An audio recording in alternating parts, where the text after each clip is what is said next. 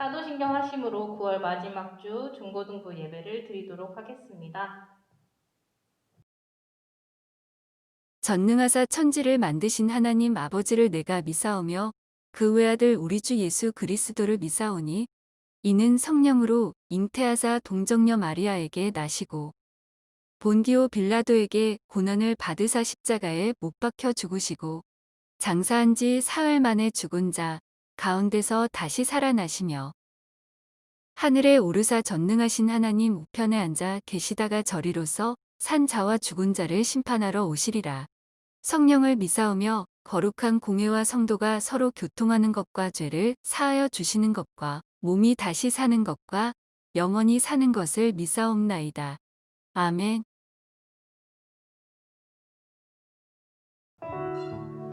네, 안녕하세요. 오늘 예배에 함께 하시는 여러분께 진심으로 축복하고 환영합니다.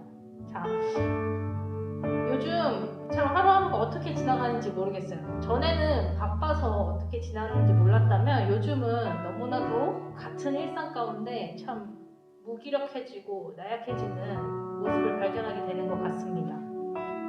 그렇게 쓰러지고 넘어지고 힘든 것은 아무래도 우리가 연약한 인간이기 때문이겠죠.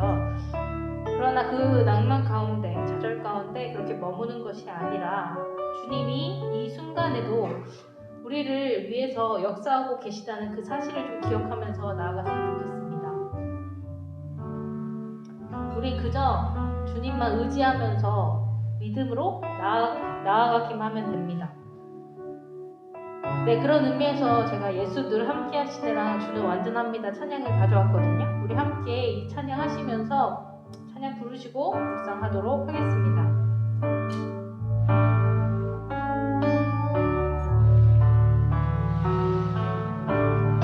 고단한 인생길 힘겨운 오늘도 예수 내 마음 아시네. 지나간 아픔도 마주할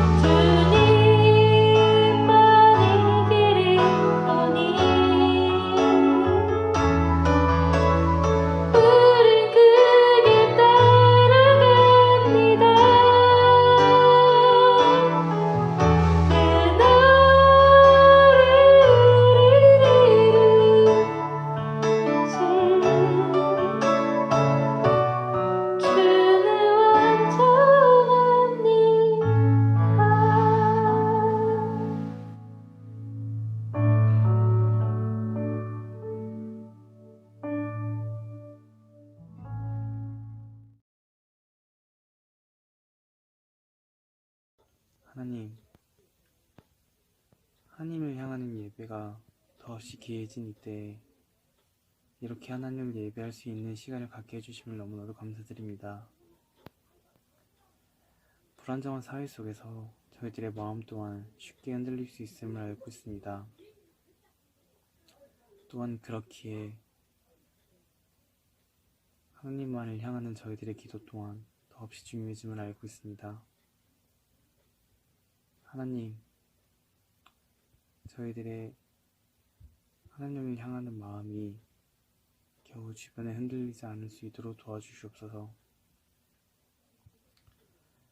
중심이 누구인지 알고 자신의 일을, 하나님의 일을 올곧게 행할 수 있도록 도와주시옵소서. 혹여나 흔들리는 자가 있다면 하나님께서 도와주시옵소서. 혹여나 눈을 바깥으로 돌리는 자가 있다면 그 손을 잡아주소서. 혹여나 넘어지는 자가 있다면 일으켜 세워주소서. 하나님, 언제나 곁에 계셔주심을 너무나도 감사드립니다. 이 감사함을 잊지 않을 수 있도록 도와주시옵소서. 다시 한번 감사드립니다. 예수님의 이름으로 기도드렸습니다. 아멘. 너는 내 규례와 법도를 지키라. 사람이 이를 행하면 그로 말미암아 살리라. 나는 여호와이니라. 레위기 18장 5절 말씀. 아멘.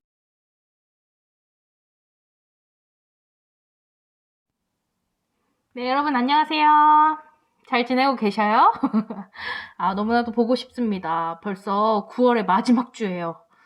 오늘이랑 내일 모레만 지나면 한가위가 옵니다. 시간이 진짜 빠른 것 같아요. 우리 예전 같았으면 한가위 동안에 수목금토일 되게 긴 연휴 동안 먼 친척들 보기도 하고 가족들과 행복하고 즐거운 시간 보냈을 텐데 이번에는 좀 특수하게 코로나19로 인해서 조금 어렵게 되었죠. 하지만 마음은 가까이, 몸은 멀리 안전하고 건강한 한가위 되시고 맛있는 것도 많이 먹고 그리고 행복한 시간 보내는 한가위 되길 소망합니다.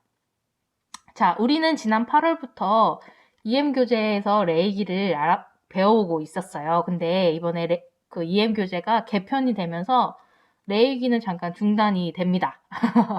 대신 이제 인물 중심으로 변경이 되면서 이제 창세기에 있는 인물부터 시작을 한다고 해요. 그래서 오늘 우리는 레위기 18장 1절부터 5절과 19장 1절부터 8절에 있는 내용과 바이블 프로젝트 영상을 통해서 레위기의 전반적인 내용을 좀 알아보는 시간, 즉 레위기를 정리하는 시간을 가져보도록 하겠습니다. 자, 그럼 먼저 우리 오늘 본문 말씀을 읽고 본문으로 들어가도록 하겠습니다.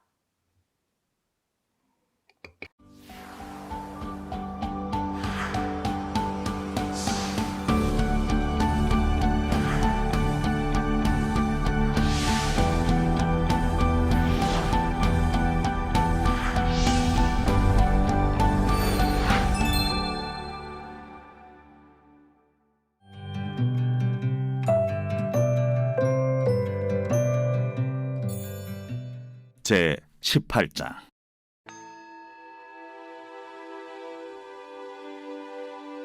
여호와께서 모세에게 말씀하여 이르시되 너는 이스라엘 자손에게 말하여 이르라.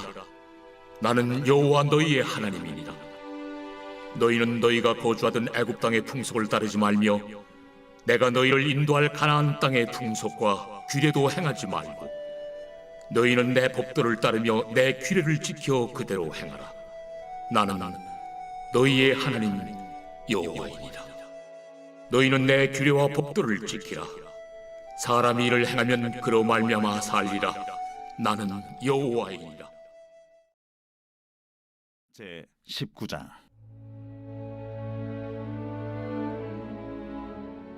여호와께서 모세에게 말씀하여 이르시되 너는 이스라엘 자손의 온 회중에게 말하여 이르라. 너희는 거룩하라. 이는 나 여호와 너희 하나님이 거룩함이니라. 너희 각 사람은 부모를 경외하고 나의 안식일을 지키라.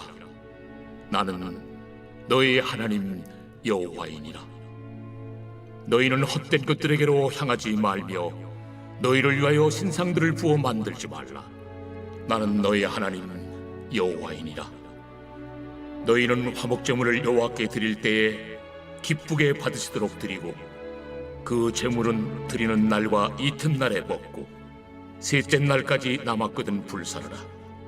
셋째 날에 조금이라도 먹으면 가증한 것이 되어 기쁘게 받으심이 되지 못하고 그것을 먹는 자는 여호와의 성물을 더럽힘으로 말미암아 죄를 담당하리니 그가 그의 백성 중에서 끊어지리라. 네, 오늘 본문은 우리가 크리스천으로서 예배자의 삶을 어떻게 살아가야 하는가에 대해서 가르쳐주는 본문이거든요. 먼저 하나님께서는 자신이 누구신지 말씀하시면서 우리에게 우리의 존재의 확립과 정체성을 깨닫게 해주십니다. 자, 18장 2절, 4절, 5절, 19장 2절, 3절, 4절 그 말씀에 보면은 이렇게 말씀하세요. 나는 여호와야. 나는 너희의 하나님이야 라고 말씀하시거든요. 여기서 여호와라는 것은 영어로는 Lord예요. 원뜻은 스스로 있는 자, 나는 나다 라는 뜻인데 이것은 즉 하나님께서는 영원하시고 유일한 존재시고 이 세상의 창조주이신 존귀하신 그분이다 라는 뜻이거든요. 유일한 존재이고 영원하시고 존귀하신 그 하나님께서 다른 누구도 아닌 너, 나, 우리 즉 크리스천에게 말씀하고 계신 거예요. 나는 다른 사람의 하나님이 아니야. 너의 하나님이야. 우리의 크리스천의 하나님이야 라고 말씀하고 계신 거거든요. 네, 이 선언을 통해서 우리는 그저 그런 존재였다가 하나님의 자녀고 하나님의 백성이 되어버린 것이죠. 하나님을 예배하는 진정한 하나님의 예배자가 된 것이에요. 이렇게 먼저 우리에게 존재의 확립과 정체성을 부여를 해주신 다음에 이제 예배자로서 어떻게 살아가야 할지 두 가지를 통해서 가르쳐 주시거든요. 첫 번째는 이제 하지 말아야 할 것이고 두 번째로는 해야 할 것입니다. 먼저 하지 말아야 할 것은 18장 3절, 4절, 5절 그리고 19장 4절에 보면 나타나 있는데 애굽 땅의 풍속, 가나안의 풍속을 따르지 마. 너희들 헛된 것들 믿지 말고 이방 우상들 만들지 마 라고 말씀하시고 있어요. 이는 즉 너희, 하나님께서 나는 너희의 하나님이야 라고 하셨잖아요. 그 너희, 즉 우리에게 우리는 다른 신을 섬기는 사람들이 아니야.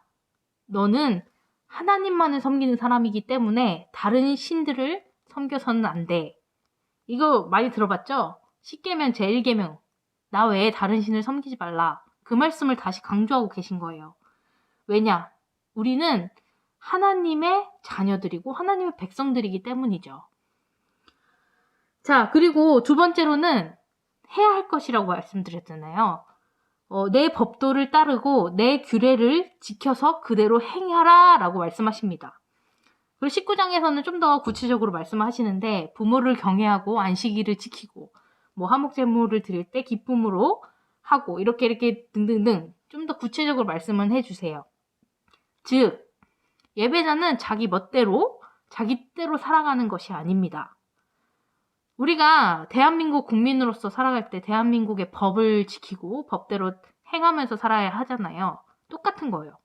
우리는 하나님의 백성이고 하나님의 자녀이기 때문에 하나님 나라의 시민권자거든요.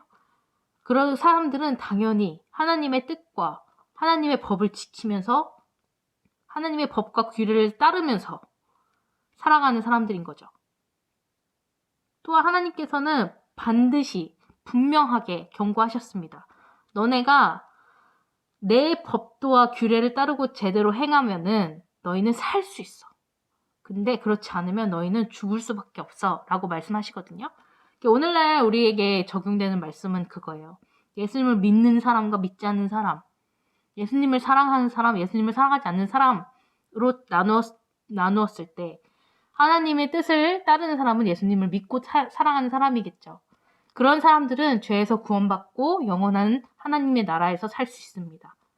근데 예수님을 믿지 않고 예수님을 사랑하지 않는 것, 그것은 결국은 지옥으로 가는 수밖에 없는 거죠. 그 말씀을 하고 계신 거거든요. 하나님께서는 분명하게 경고하고 계신 거예요. 이처럼 하나님께서는 레위기를 통해서 하나님의 자녀, 백성의 삶, 거룩하고 정결한 삶은 어떤 것인지 친절하게 자세하게 가르쳐 주셨습니다. 그리고 우리가 참된 예배자로서 무엇을 어떻게 해야 하는지에 대해서도 말씀해 주고 계셨거든요. 이제 우리가 할 일은 단 한 가지입니다. 가르쳐 주신 그대로 하면 되는 거예요. 가르쳐 주신 그대로 정결하고 거룩한 삶을 살면 되는 겁니다. 그렇기에 하나님께서 알려주신 대로 그대로 따르고 행하는 진정한 예배자의 삶을 사는 우리 중고등부가 되길 소망하고 또 기도합니다. 네, 이제 바이블 프로젝트 영상을 보시면서 이제 레위기에 대해서 전반적으로 훑어보고 마무리하고 기도하는 시간 갖도록 하겠습니다.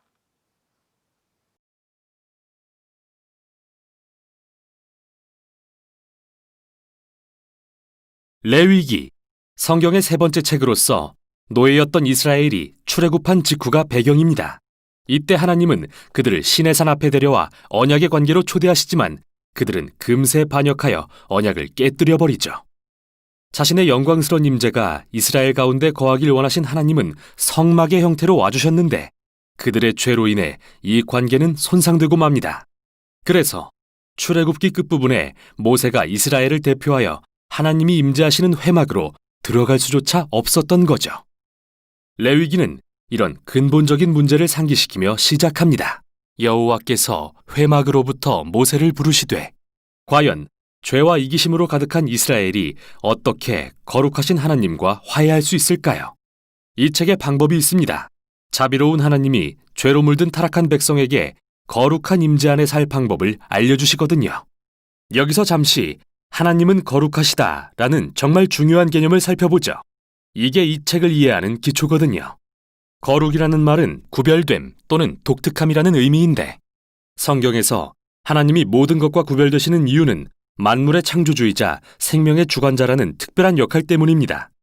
그러므로 거룩하신 하나님 주변의 공간 역시 거룩한 곳이며 이곳은 하나님의 선함, 생명, 정결, 공의가 넘치죠. 그래서 불의하고 범죄한 이스라엘이 하나님의 거룩한 임재 안에 살려면 거룩해져야 하는 겁니다.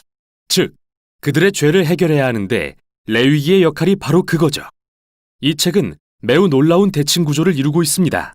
이스라엘이 하나님의 임재 안에 거할 수 있는 세 가지 방법을 제시하는데요. 맨 앞과 뒤에선 이스라엘이 하나님의 거룩한 임재 가운데 행해야 했던 의식을 설명하고 다음으로 하나님과 이스라엘의 중재자인 제사장의 역할에 초점을 맞춘 후 다음에는 이스라엘의 정결함에 대해 양쪽에서 짝을 이루어 설명합니다. 그리고 책의 중앙에선 핵심 규례인 속죄일을 소개함으로써 책 전체를 연결하고 마지막은 모세가 백성에게 신실하게 언약을 지키라고 당부하는 짧은 내용으로 끝납니다. 그럼 자세히 살펴보죠. 첫 부분은 이스라엘이 드려야 할 5가지 제사의식에 대한 설명인데요. 이 중 2가지는 이스라엘 백성이 하나님께 받은 것에 대해 감사의 의미로 되돌려드리는 상징적인 제사이고 나머지 3가지는 하나님께 사죄하는 각기 다른 방법입니다. 이스라엘 백성이 살아있는 동물의 피를 바치며 자기 죄로 인해 하나님의 선한 세상에 더 많은 악과 죽음을 불러왔다고 고백합니다. 그러나 그를 멸하는 대신 용서하길 원하시는 하나님은 상징적으로 동물을 죽게 함으로써 인간을 속죄하십니다. 즉, 죄를 덮어주시는 거죠. 이스라엘 민족은 이러한 제사의식을 통해 하나님의 은혜와 공의, 그리고 악의 심각성과 결과를 항상 기억했던 겁니다. 의식에 대한 2번째 부분은 이스라엘의 7절기에 대한 건데요. 각 절기는 하나님께서 이집트 노예였던 이들을 어떻게 구하시고 광야로 이끌어 약속의 땅까지 인도하셨는지 이야기합니다. 이스라엘은 이 절기들을 정기적으로 기리며 자신들이 누구고 그들에게 하나님이 누구신지를 기억했습니다. 이제 이스라엘의 제사장에 대한 내용입니다. 아론과 그의 아들들이 처음으로 이스라엘을 대신해 하나님의 임재에 나아가도록 위임을 받고 맞은편에선 제사장이 갖춰야 할 자격에 대해 설명합니다. 제사장은 최고 수준의 도덕성과 의식적 거룩함을 요구받았는데 이는 그들이 하나님 앞에서는 백성을, 백성 앞에서는 하나님을 대표했기 때문이죠. 제사장의 거룩함이 왜 그리 중요한지 살펴보기 위해 앞부분 아론 가족의 위임식 직후로 돌아와 보겠습니다. 그의 두 아들은 하나님의 임재 가운데 지켜야 할 규례를 어긴 벌로 하나님의 거룩한 불에 삼켜 그 자리에서 죽고 마는데요. 하나님의 거룩한 임재 안에 사는 삶에 무시무시한 역설이 아닐 수 없습니다. 그의 거룩하심은 순전한 선이기에 이를 거역하고 모욕하는 자는 위험에 처하게 되기 때문이죠. 그래서 이토록 이스라엘의 제사장과 온 이스라엘 백성의 거룩함이 중요한 건데요. 다음 내용이 이에 대한 설명입니다. 11장부터 15장은 온 이스라엘 백성에게 요구되는 정결 의식을, 18장부터 20장은 도덕적 정결에 대해 설명합니다. 정함과 부정함의 개념에 대해 들여다보죠. 하나님은 거룩하시고 구별된 분이십니다. 그래서 그분의 임재로 들어가려면 이스라엘도 스스로를 거룩하게 해야 하는데 이를 깨끗하거나 정결한 상태라고 부릅니다. 반면 거룩하지 않으면 누구도 하나님의 임재에 접근할 수 없는데 이는 더럽거나 불결한 상태라고 합니다. 이스라엘 백성은 체액과 접촉하거나 피부병이 생기거나 곰팡이나 균을 만지거나 주검을 만짐으로써 부정해졌습니다. 이것들은 모두 죽음, 즉 생명의 상실과 관련이 있는데 여기에 중요한 상징이 담겨 있습니다. 누구라도 죽음과 접촉하면 그것이 전염되어 부정해진다는 말이죠. 죽음이 하나님의 거룩과 반대되는 이유는 그분의 본질이 생명이기 때문이고요. 그러니까 핵심은 부정함은 죄악도 아니고 잘못된 것도 아니라는 겁니다. 이런 것들과 접촉하는 건 일상에서 자연스레 일어나고 부정함도 일시적일 뿐이죠. 1, 2주만 지나면 끝나니까요. 죄악이고 잘못된 것은 바로 이러한 죽음과 부정의 상징들을 몸에 지닌 채 하나님의 임재로 나아가는 겁니다. 그러진 말아야겠죠. 마지막으로 먹으면 부정해지는 동물도 있었는데요. 여기서 유대인의 음식법 코셔가 등장했습니다. 왜 특정 동물을 부정하다고 금하셨는지에 대해서는 의견이 분분합니다. 위생적 차원이다, 문화적 금기다 등 명확한 설명은 없지만 기본적인 요지는 분명한데요. 이처럼 세밀한 문화적 상징을 통해서 이스라엘 백성은 하나님의 거룩하심이 삶의 모든 영역에 영향을 미친다는 걸 기억할 수 있었던 겁니다. 여기에 대칭되는 부분이 이스라엘의 도덕적 정결인데요. 하나님은 이스라엘에게 가나안 민족과 다르게 살라고 요구하셨습니다. 가난한 자를 지나치지 말고 돌봐야 하며 성적으로 매우 순결해야 하며 사회 전반에 정의를 실현해야 한다고 하셨죠. 그리고 책의 중앙에는 이스라엘의 절기인 속죄일이 자세히 소개되는데요. 분명히 백성 중 누군가는 죄를 짓거나 불순종을 하고도 제사를 드리지 않았을 수 있기에 대제사장은 1년에 한 번씩 2마리의 염소를 잡아 한 마리는 백성의 죄를 대신하는 속죄 제물로 바치고 다른 한 마리는 희생의 염소로 삼았습니다. 제사장이 이스라엘의 죄를 고백하고 이 염소에게 그 죄를 전가한 뒤 광야로 내보내는 상징적인 의식이었죠. 백성의 죄와 그 결과를 없애고 자신과 화목하게 살게 하시려는 하나님의 마음이 정말 잘 드러나는 장면입니다. 레위기는 모세가 이스라엘에게 언약을 신실하게 지키라고 당부하면서 끝을 맺는데요. 너희가 하나님이 주시는 평화와 풍요의 복을 누리려면 이 모든 율법을 지켜야 한다. 그러나 불순종하여 하나님의 거룩을 더럽히면 그게 재앙, 곧 아브라함에게 약속하신 땅에서 추방될 것이라는 경고였죠. 레위기가 성경 전체에서 어떤 역할을 하는지 알고 싶으신가요? 그럼 다음 책인 민수기의 첫 문장을 보십시오. 여호와께서 회막에서 모세에게 말씀하여 이르시되. 이제 모세는 이스라엘을 대표하여 하나님의 임재로 나아갈 수 있게 된 겁니다. 그게 레위기가 한 일이죠. 이스라엘의 실패에도 불구하고 하나님은 그들의 죄를 덮을 방법을 제공하시고 자신과 화목을 이룰 수 있게 하셨는데 레위기는 바로 이 방법에 대한 책이었습니다.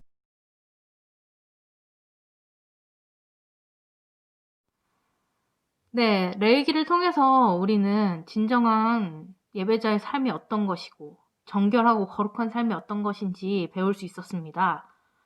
참 안타까운 것은 그렇게 배움에도 불구하고 우리의 삶이 참 예배가 많이 무너져 있다는 건데요. 예배 시간에 앉아는 있지만 딴 생각을 한다던가 스마트폰으로 메신저를 하거나 뭐 인터넷을 한다든가. 또 예배 시간이 11시인데 11시 10분, 20분, 30분 막 지각하죠. 참 많은 부분에서 예배가 무너져 있는 모습들을 볼 때, 그리고 그것들을 거리낌 없이 아무 감흥 없이 바라보는 우리의 모습을 볼 때 참 안타까운 것 같아요. 입 아프고 귀 따갑게 얘기해도 듣지 않는 이 세대, 마음이 굳어버린 이 세대, 우리는 돌이키고 회개해야 합니다. 회개합시다. 다시 시작합시다. 우리 내 얘기를 통해 배웠던 것들과 그리고 내 안에 있는 죄악들 용서해달라고 우리 회개하는 시간 갖도록 하겠습니다. 기도하시겠습니다.